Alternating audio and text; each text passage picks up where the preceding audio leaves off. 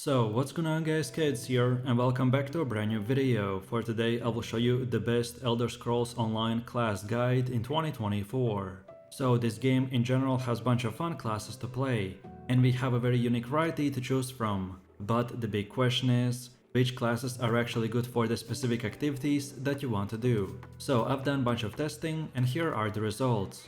And just before we start, let me quickly explain the class system.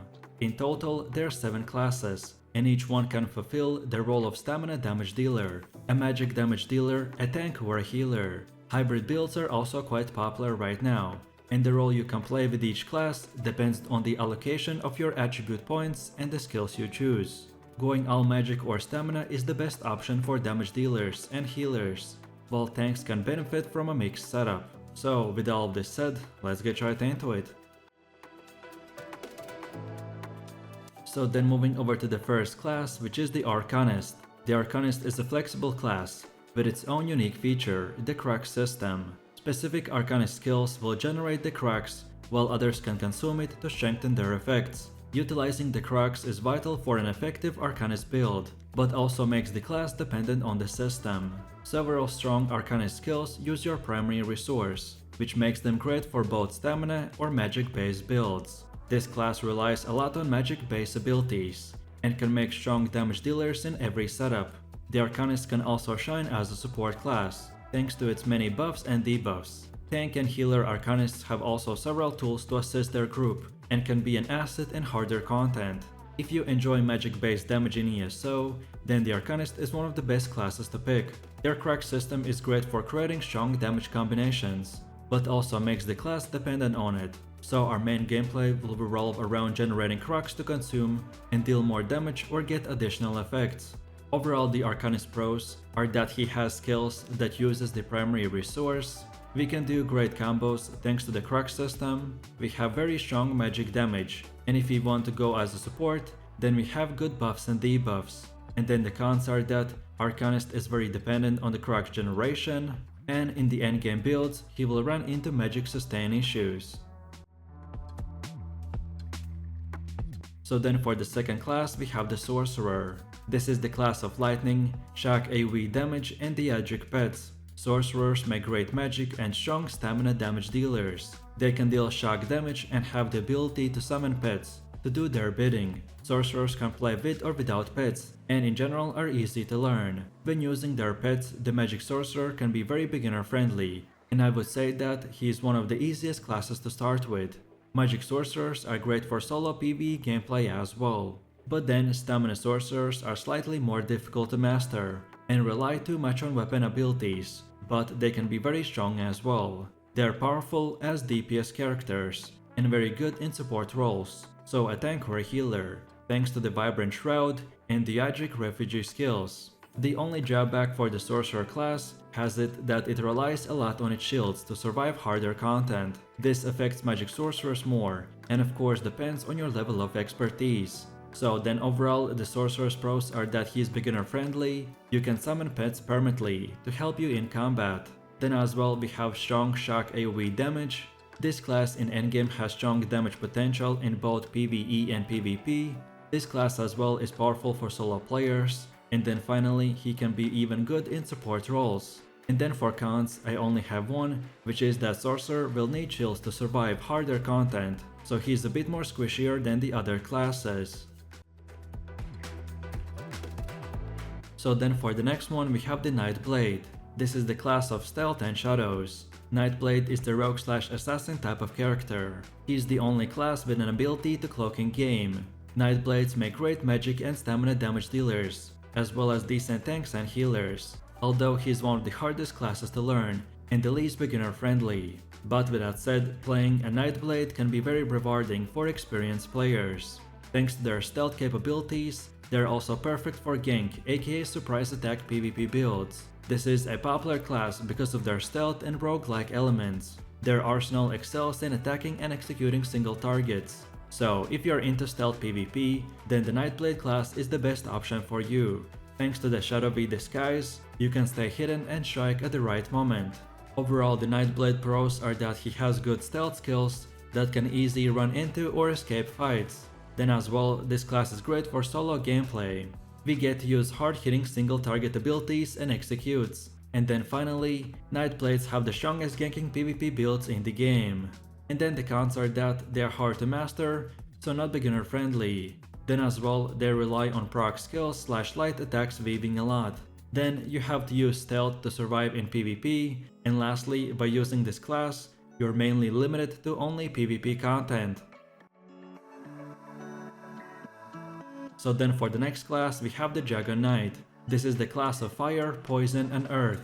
Dragoknights make excellent tanks, very strong magic and stamina damage dealers, but poor healers. This is a quite sturdy and beginner friendly class, especially if you are into tanking. This class has access to fire, earth and poison damage based skills. Each element suits a specific role better and will help you to create an appropriate build.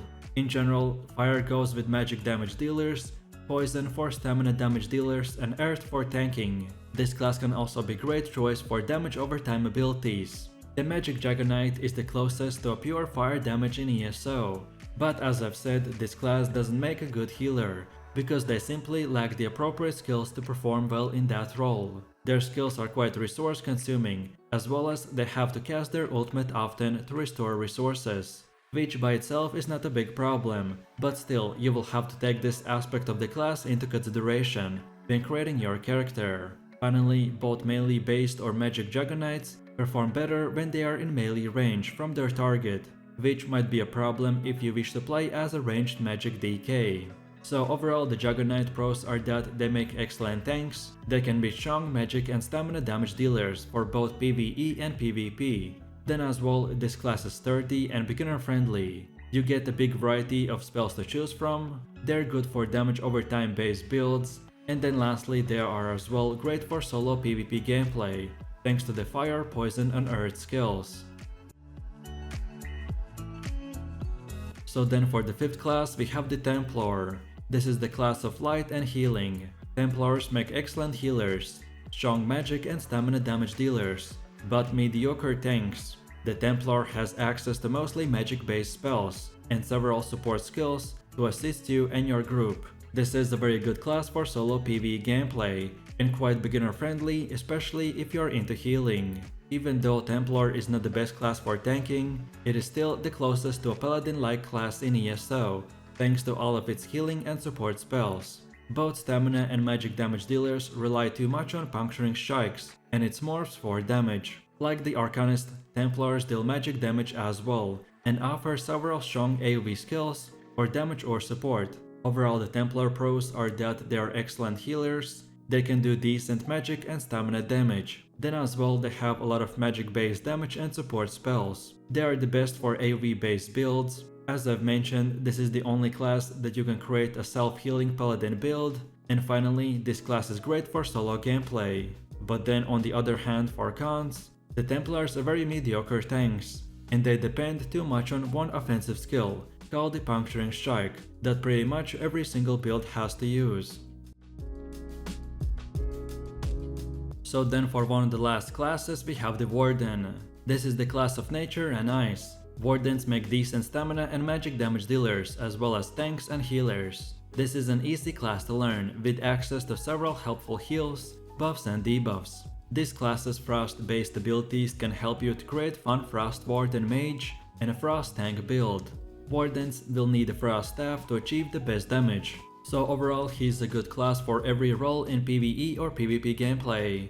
Very good for solo PvE class as well. Beginner friendly thanks to their several support skills. Their bearer ultimate is great for damage, but can act weird sometimes. They can mix and match stamina and magic based skills with success, which will make them perfect for hybrid builds. The Warden is an amazing class if you are fond of frost damage. This is the only ESO class that can create a reliable frost DPS build. The Warden class major drawbacks are that their bearer ultimate and the need of frost staff to deal their best damage. The bearer ultimate is strong but requires 2 slots to work, and he doesn't have any other reliable alternatives to use. So overall, the Warden's pros are that they are excellent healers, great tanks and good damage dealers. Then as well, you can create a frost mage or frost tank builds. This class is very strong in both PvE and PvP. He is as well easy to learn with access to really good buffs and debuffs. And then finally, the Magic Warden is great for crowd control in group PvP. And then for cons, they will rely too much on the Bear ultimate for good damage in PvE, and they have to use a Frost Staff to deal good damage, so your choice of weapons are quite limited. And then last but not the least, we have the Necromancer. This is the class of death and elemental damage. The Necromancer has access to every elemental damage type in game, so fire, shock, and ice, as well as poison and disease damage based skills. It can also summon minions, like the Sorcerer, to assist in combat. However, the Necromancer's minions are not permanent, because they only last for a few seconds, and then they will require significant micromanagement, which makes this class harder to learn. Necromancers make great tanks, healers, and decent stamina and magic damage dealers. This class has access to several support skills that will be very helpful for every single role. Necromancers make decent damage dealers, but with a complex rotation, because of the constant minion resummoning. You also get access to several types of damage and their status effects, so overall this class is quite good in support roles too. In general, the Necromancer's pros are that they are good at dealing damage, but will require practice. Then they are good at tanking and healing, they get access to elemental, poison, and disease damage skills, they can summon minions to attack and heal, and lastly they have very flexible gameplay. But then on the other hand, for cons, they can summon permanent pets like the Sorcerer. Then as well, you will have to use a lot of micromanagement because of the minions. Then on top of that, this is a quite hard class to master. And then lastly, they will rely too much on the Blast Bone skill. And that's about it. So with that said, I really do appreciate everyone for watching guys, and I hope you enjoyed it. If you have any suggestions, feedback, or other good ESO builds or guides that you would like to see in the next video, then feel free to leave your comments in the comment section down below. And while you're doing that, please click like, subscribe, and enable that notification bell, so this way you could support the channel and not miss any more amazing content. With all this said, you have an amazing day, and I will see you in my next video, so take it easy, peace.